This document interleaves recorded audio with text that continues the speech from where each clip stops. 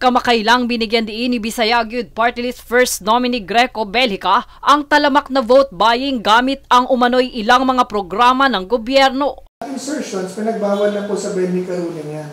Bawal talaga yan. So, bagamat bawal, ginagawa nila. Ayon kay Belhica, napagdesisyonan sa Korte Suprema noong taong 2013 na labag sa batas ang dalawang uri ng insertion o pagdagdag ng pondo bago ang deliberasyon ng pambansang budget at matapos ang pag-aproba nito. Kaugnay nito, ayon din sa COMELEC Resolution No. 11104, ipinagbabawal ang paggamit ng ayuda bilang pangangampanya dahil ito'y maihahambing sa Abuse of State Resources o ASR na mas kilala sa tawag na vote buying. Paalala naman ni Belhica, imbes na ayuda ang ipamahagi, nararapat na paggawa ng karagdagang oportunidad ang kinakailangan para makapagtrabaho ang mga mamamayan.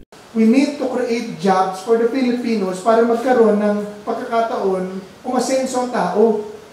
You only do that by fighting drugs, corruption, and red tape para makapag-establish ang mga negosyo ng kanilang negosyo.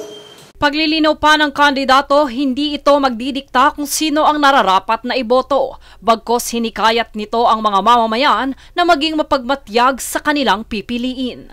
Kailangan isa puso na po ng mga Pilipino ito dahil sa darating na May, kayo po ang merong kapangyarihan yung araw na yon na palitan at baguhin ang katayuan ng ating bayan sa paghahalal ng mga mahusay at tamang mga leader. Hindi ko na sabihin kung sino iboto nyo. Iboto nyo kung sinong gusto nyo sa puso nyo. Huwag lang bumoto ng kurang.